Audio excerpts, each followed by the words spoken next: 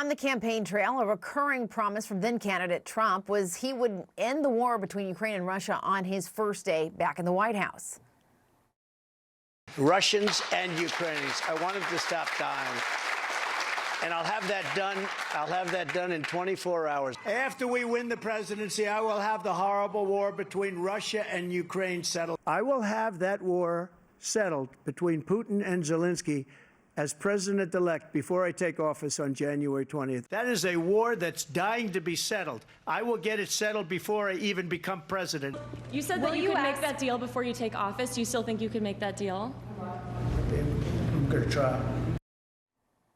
But after the fireworks in the Oval Office, it may be even more difficult to end the war anytime soon. CNN Chief Data Analyst Harry Enten joining us now to run the numbers on this. Hello, Harry. Hello. Obviously, any negotiations to end this war are complex, but tell us where Republican voters stand on ending the war. Yeah, I know a lot of my Democratic friends couldn't believe what they were seeing in the White House yesterday between President Zelensky and President Trump. But I think a lot of Republicans were cheering President Trump on, and I think this gives you an understanding of what's exactly cooking on that side of the aisle. Republicans on the Russia-Ukraine war, look at this, want a quick end of the war, but Russia still keeps the captured land from Ukraine. Look at this. Look at the majority of Republicans. 74%, three-quarters of Republicans, near unanimity on that particular subject, compared to just 25% who say that they support Ukraine's fight, even if it means a longer-lasting war. The bottom line is this, is it's very clear, very, very clear that Republicans want an end to this war. They are willing for Ukraine to give up that land that Russia currently has. They do not want this war extended. And I think what we saw yesterday in the White House was a clear illustration of that Republican point of view. Donald Trump representing Republicans well on this issue. And so what is the trend line, though, on how Republicans have felt about the war ending?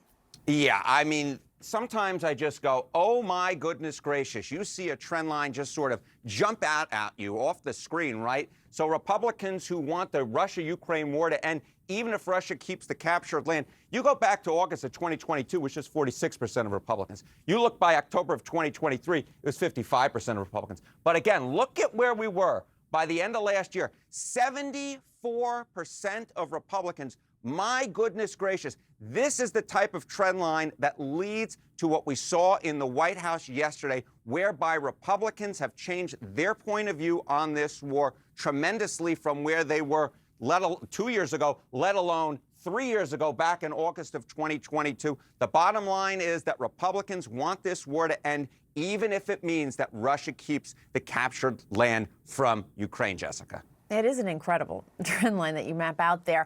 What about Republican feelings toward Vladimir Zelensky?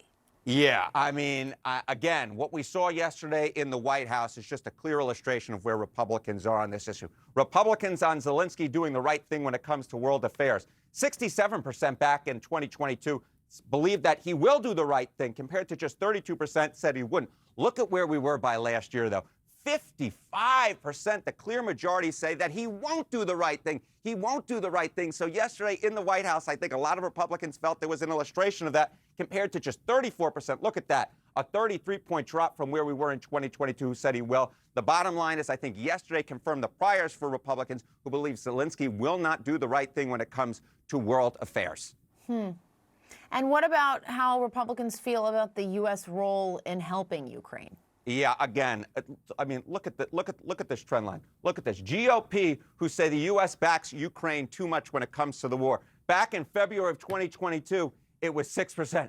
Look at where we were by last month. 62% of Republicans say the U.S. backs Ukraine too much. Again, I think they'd be big fans of what they saw in the White House yesterday, Jessica. Yeah, and lastly, Zelensky tried to make the point yesterday that what happens in this war will eventually matter to the U.S. But do Americans feel that way? Yeah, do Americans feel that way? Do Republicans feel that way? GOP on the Russia-Ukraine war outcome matters a great deal to life in the U.S. Back in March of 2022, was half of Republicans, 50%. Look at where we were by last month, just 15%. Again, Republicans will agree with Donald Trump. They disagree with Zelensky on this particular issue. It's just the story of a changed Republican Party, Jessica. It certainly is, Harry Enten, and you lay it out with all those numbers. Thank you so much for that. This morning, Moscow is celebrating the Oval Office attack from President Trump on Ukrainian President Volodymyr Zelensky. Kremlin spokesperson Dmitry Peskov said, quote, The new U.S. administration is rapidly changing all foreign policy configurations. This largely coincides with our vision. With us now is David Frum, staff writer for The Atlantic, former speechwriter for President George W. Bush. David, nice to see you. You write in The Atlantic a fascinating piece where you basically argue you're glad that this played out in the open for the world to see in the Oval Office. Why?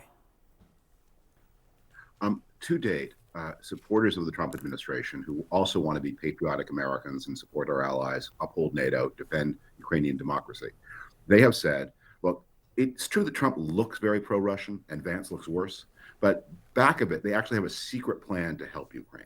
They want to do things for Ukraine. They're trying to negotiate a deal. They're concerned about mineral rights. There's something else going on. This is not just simply pushing the United States to obey Russian foreign policy. Well, after that meeting in the Oval Office, I think all of that is dissipated. We can now see clearly there is no agenda in the Trump administration other than to help Russia win the Ukraine war on Russia's terms.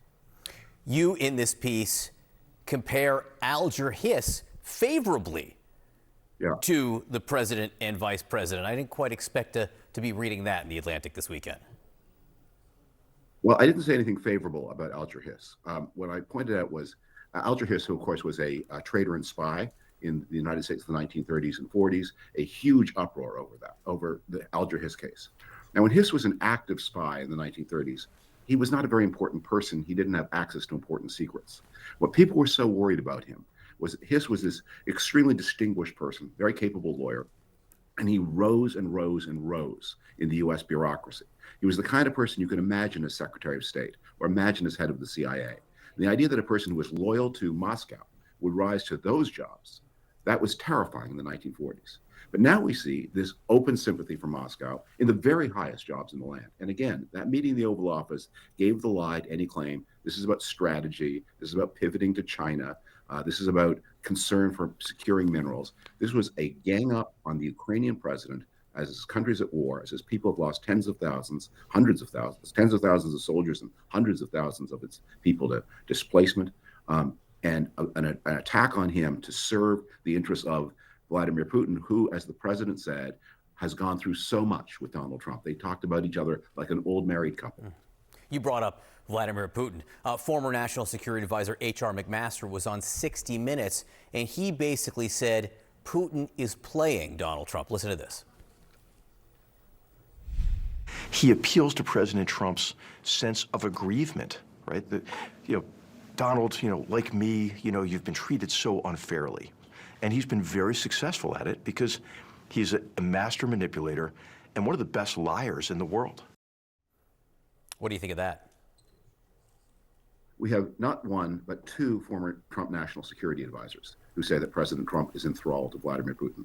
We have past Trump secretaries of state who say Trump is enthralled to Vladimir Putin. We have past secretaries of defense, Trump secretaries of defense, who say the same thing. Also, you just saw it on your television.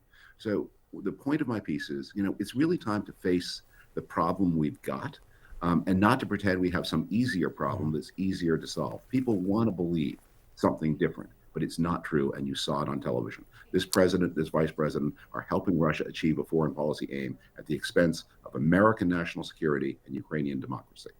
Given that, David, what could/should Vladimir Zelensky have done? I'm not trying to victim blame here, but given the reality that you're painting here, saying that people need to come to terms with this fact, what should Zelensky have done and now do?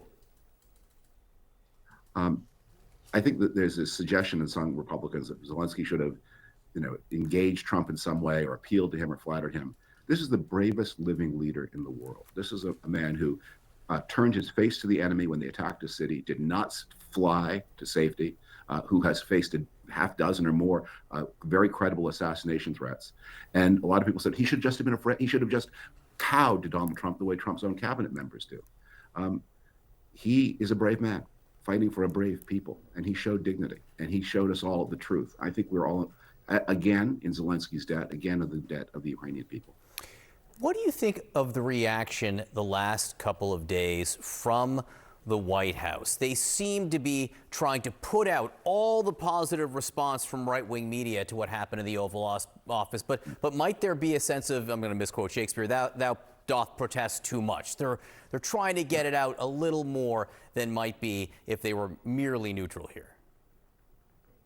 Yeah, and look at the line of defense of the president. No one has said, look, he stood up for American interests in pillaging Ukraine and getting these, taking $500 billion out of a country with it, that is at war and facing a huge reconstruction bill. What they keep saying, he was so manly, he was such a boss, as his crypto advisor said of him. And I think, you know what? I don't have time for your psychosexual anxieties. You may feel inadequate in your masculinity and are looking for some puffed up person on television to bully a valiant leader fighting for a valiant people. But I think every true American watched that scene and felt shame. David Frum, appreciate you being with us this morning.